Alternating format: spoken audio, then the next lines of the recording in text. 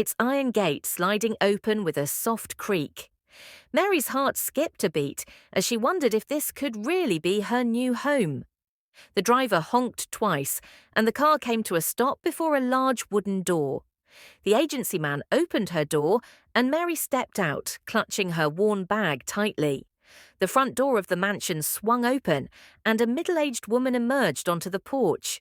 She wore a traditional black abaya and a stern expression, her face a mask of seriousness. Beside her stood a tall man in a white thobe, his face equally cold and unyielding. Mary felt a shiver run down her spine as she realized this was her new employer and her new home. She had expected a warm welcome, but instead she was met with a chilly reception. Her nerves began to flutter, and she wondered what lay ahead. The agent quickly introduced them in a few words Mary could barely hear. "This is the maid," he said in Arabic to the couple. Then, to Mary, he said in English, "This, madame." "This, sir, you work for them now." Mary mustered a polite smile and bowed her head respectfully. "Hello, madam. Hello, sir," she said softly. The madam, a woman named Mrs. Nora, looked Mary up and down with sharp eyes. Mary felt small under that gaze. Finally, Mrs. Nora gave a short nod and stepped aside, motioning Mary to enter. The agency man handed Mrs. Nora Mary's passport and papers, which Mary found odd since those belonged to her, but she assumed this was just formal procedure. He spoke to the couple in Arabic again. Mary caught a few words but not enough to understand. The man of the house, Mr. Salam, grunted and took the documents, and just like that, the agent turned to leave. "Good luck," he muttered to Mary, already walking back to the car. Mary's heart clenched. She suddenly felt very alone. Inside, the house was indeed luxurious. Cool air from the air conditioning brushed Mary's face, a relief after the heat outside. The floors were polished marble, and a grand staircase curved to the second floor. Everything looked shiny and expensive, from the golden-framed paintings on the wall to the huge glass chandelier hanging from the ceiling. As Mary quickly slipped off her worn slippers, embarrassment washed over her. She felt like an outsider, unfamiliar with the customs of this new world. Mr. Salam's piercing stare only added to Mary's discomfort. His stern expression seemed to bore into her soul, making her feel like an intruder. As he turned and disappeared into another room, Mary felt a mix of relief and trepidation. Mrs. Nora's beckoning gesture broke the silence, and Mary followed her through the house. They glided across the soft carpet of the living room, past the sprawling sofas and the grand dining area.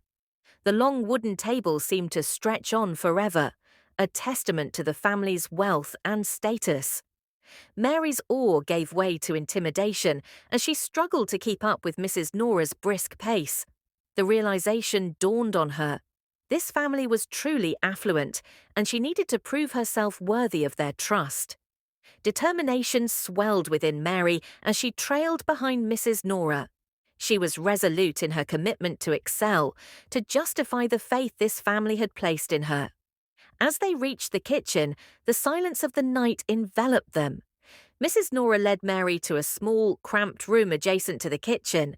The narrow bed, tiny closet, and single high window seemed to close in around Mary. As Mrs. Nora abruptly turned off the light and left, Mary felt a pang of offence. Hadn't she deserved a warm welcome, or at least a glass of water? But she pushed the thoughts aside, attributing the cold reception to fatigue or uncertainty. As she fumbled for the light switch, Mary's eyes adjusted to the darkness. The room was sparse, with a thin mattress and a small blanket. She sat on the bed, her sigh echoing through the silence. The weight of her journey bore down on her, but Mary refused to let despair creep in. She whispered a heartfelt prayer. "Please let them be kind. Give me the strength to persevere." Clutching the precious photo of her children, Mary drifted off to sleep, unaware that the beautiful house would soon become her prison. The next morning, a loud pounding on the door jolted Mary awake. The darkness outside hinted at an early hour, around 5 a.m. Mrs. Nora's sharp voice cut through the silence. Mary, wake up! It's time to start your work. Mary groaned as she pushed herself out of bed, her body still aching from yesterday's journey. Her muscles protested, but there was no time to rest. A sharp knock at the door made her flinch. She hurried to open it, finding Mrs. Nora standing there, arms crossed, her expression already impatient. "You start now," the woman said, shoving a broom into Mary's hands. "Clean living room, then kitchen. Fast, fast!" She clapped her hands twice as if summoning a pet. Mary swallowed hard and nodded. "Yes, madam," she murmured, forcing her voice to stay even. And just like that, her work began.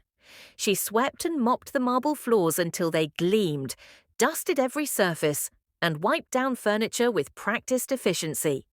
She was no stranger to hard work. Back home, chores had been a daily part of life. But no matter how quickly she moved or how thoroughly she cleaned, Mrs. Nora was never satisfied. "Not clean enough," the woman would snap, pointing to some imaginary flaw.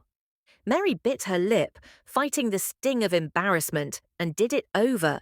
By the time sunlight streamed through the windows, she was already scrambling to prepare breakfast. She fried eggs, toasted bread, and brewed tea, trying her best to meet her employer's unspoken expectations. Some things she had to guess, and when she got it wrong, Mrs. Nora's lips would press into a thin, disapproving line. That first day was only a taste of what was to come. There was barely a moment to breathe. As soon as breakfast was over, she was washing a mountain of dishes, only to be pulled away to help dress the children for school. The little ones, a boy and a girl around 6 and 7, weren't cruel, but they were demanding. They called for her like she was a piece of furniture, tugging at her sleeves with endless requests. Stay tuned for the party. 3 of this intriguing, interesting, heart-touching story at Timeless African Tales. Please subscribe for more stories.